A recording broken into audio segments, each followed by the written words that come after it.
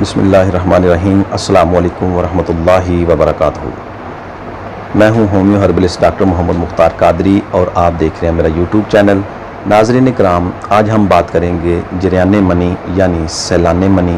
इसको इंग्लिश में स्पर्मेटोरिया भी कहते हैं। ये दो यूनानी लफ्ज़ों से मिलकर बना है। स्पर्मे से मुराद है तुखम और टोरिया से मुराद है बहना, यानी तुखम का या जरासीम का बहना या मनी का बहना। तो चलिए नाज़रीन कराम, गुफ्तगू मज़ीद शुरू करने से पहले मेरी आपसे गुजारिश है कि आप मेरे चैनल को सब्सक्राइब कर लें और मेरी मज़ीद नई आने वाली वीडियो को हासिल करने के लिए बेल आइकन के बटन को भी प्रेस कर लें ताकि मेरी मज़ीद नई वीडियो जो हैं वो आपको बर वक्त मिल सकें। नाज़रीन कराम, जरियाने मनी, नौजवानों में ये मसाइल बहुत ज़्यादा हैं। मनी का बहना अक्सर कब्ज़ की सूरत में या शहावत की सूरत में मनी जो है वो बहुत ज़्यादा बहती है। कतरे इसके आते हैं, लेसदार कतरे आते हैं।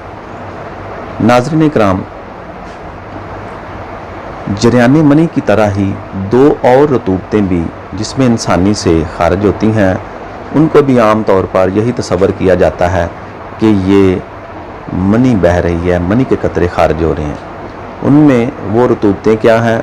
वो रतूबतें हैं मज़ी और वदी। मज़ी जो है नाज़रीन कराम, ये खारिज होती है शहावत की सूरत में। ये मनी के खारिज होने से पहले पेशाब वाली नाली को जो है वो तर रखती है। इससे मनी जब खारिज हो तो वो तकलीफ़ का बायस नहीं बनती, वो नाली में इन्फेक्शन नहीं करती, सोजिश पैदा नहीं करती। इस वजह से नाली को तर रखती है। ये मज़ी जो है ये मनी नहीं होती।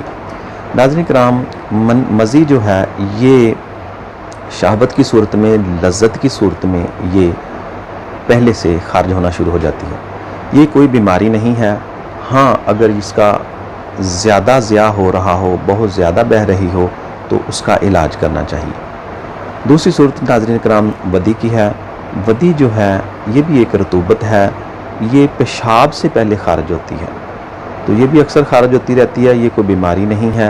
ये इसलिए खारिज होती है कि पेशाब में जो फाजल मादे होते हैं, जो एसिडिटी होती है, वो कोई इन्फेक्शन पैदा ना करे, इसलिए ये खारिज होती है।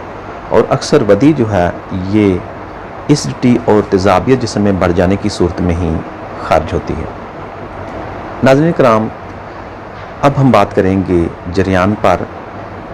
कब्ज़ की सूरत में या ख़यालात जो हैं, ख़यालात फासदा या हर वक्त शहावत अंगेज़ ख़यालात, किस्से, कहानियाँ, मूवीज़, इस तरह की चीज़ें देखने से आजकल ये नौजवानों में मसला आम है। ये सदियों से मौजूद है। इंसान के साथ बीमारी और सेहत ये चोली दामन का साथ है। नाज़रीन कराम, इसका इलाज क्या है?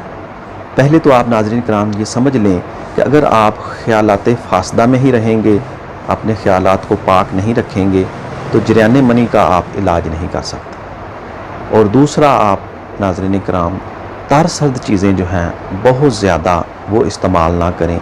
जो हकीकी जरियान है, जिसमें मादा मनविया पतला होता है और बहुत ज़्यादा रतूबात की सूरत में चलते फिरते, उठते बैठते, यूरिन पास करते, स्टूल पास करते हुए खारिज हो रहा हो, तो वो हकीकी जरियान वही है।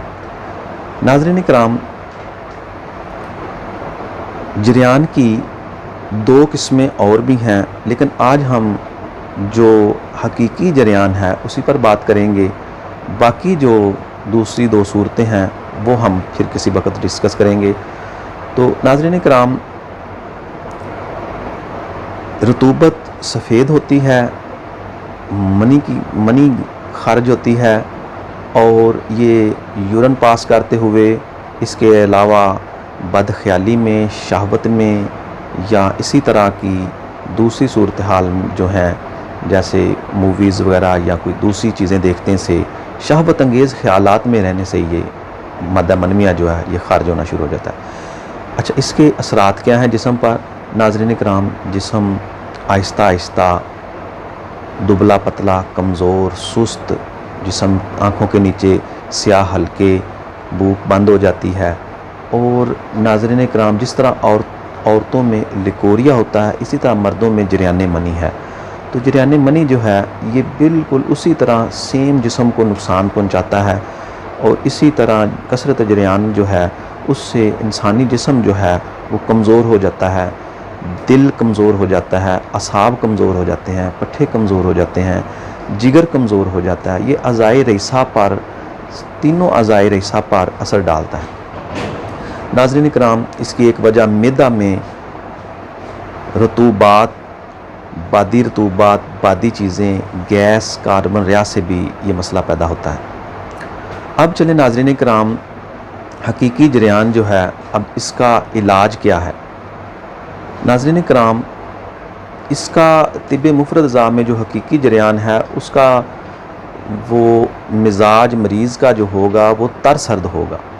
तो तर सर्द मिजाज को आपने खुश्क सर्द या खुश्क गर्म या गर्म खुश्क तक इसका इलाज कर सकते हैं।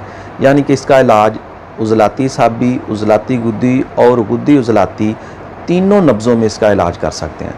सबसे पहले बेहतरीन तो नाज़रीन इकराम ये है कि आप खुश्क सर्द और खुश्क गर्म अद्वियात से इसका इलाज करें, और ग़िज़ाएँ भी खुश्क सर्द और खुश्क गर्म इस्तेमाल करें। तो इसके लिए बेहतरीन ग़िज़ा काले चने शोरबे वाले भुने हुए, उसके अलावा ड्राई फ्रूट, खुश्क मेवाजात जितने भी हैं वो सारे आप इस्तेमाल कर सकते हैं। अब चले नाज़रीन इकराम, गुफ्तगू लंबी ना हो जाए तो नुस्खा की तरफ चलते हैं। तो इसके लिए मेरे पास तिब्ब मुफरद अज़ा का ही एक नुस्खा है, बहुत ही कमाल नुस्खा है नाज़रीन इकराम, और सादा है। नाज़रीन इकराम, मेरी कोशिश होती है कि मैं आपके लिए आसान और सादा और सस्ते नुस्खा जात लेकर आऊँ। वैसे मैं अपने मतलब पर अल्हम्दुलिल्लाह जो मरीज़ आते हैं तो उनको लिए मैं अच्छे से अच्छे नुस्खा जात भी तैयार करता हूँ, लेकिन जो यूट्यूब पर है वो मैं चाहता हूँ कि ऐसे नुस्खा जात मैं आपके साथ शेयर करूँ जो अच्छे भी हों और आपके लिए फ़ायदेमंद भी हों और कम खर्च हों। तो नाज़रीन कराम, नुस्खा नोट फरमा लें। खुलंजा 50 ग्राम, तज 50 ग्राम। ये खुलंजा जो है ये पान की जड़ है, और तज जो है ये एक लकड़ी है, ये दारचीनी की तरह होती है। ये दोनों चीज़ें आप नाज़रीन कराम 50-50 ग्राम ले लें और इनको अच्छी तरह पाउडर कर लें। पाउडर करने के बाद नाज़रीन कराम 100 ग्राम इनमें शहद मिला लें, यानी बराबर वज़न इनमें शहद मिला लें, और ये मजून तैयार हो जाएगी। बेहतरीन मुकव्वी भी है, और उसके अलावा जरियान के लिए भी बहुत ज़्यादा मुफीद है, और बहुत ही कमाल की मजून ये तैयार हो जाएगी। नाज़रीन कराम, इसका तरीका इस्तेमाल दिन में 3 बार आप पानी के साथ इस्तेमाल कर सकते हैं। नीम गर्म पानी के साथ या ताज़ा पानी के साथ, दूध के साथ भी ले सकते हैं। खाना खाने के बाद इस्तेमाल करें। 1 चम्मच चाय वाला जो है, 1 टीस्पून चाय वाला वो आप इस्तेमाल करें। 3 टाइम इस्तेमाल करें। इंशाल्लाह आप 15-20 दिन में इस मर्ज़ से छुटकारा पा लेंगे। अगर मर्ज़ पुराना हो तो इसका इलाज जारी रखें, और अगर मर्ज़ नया हो तो फिर इसको 1 माह इस्तेमाल करके आप छोड़ दें। तो ये मैदा में मौजूद रतूबात को भी ये ख़त्म करता है, मैदा की सफाई करता है।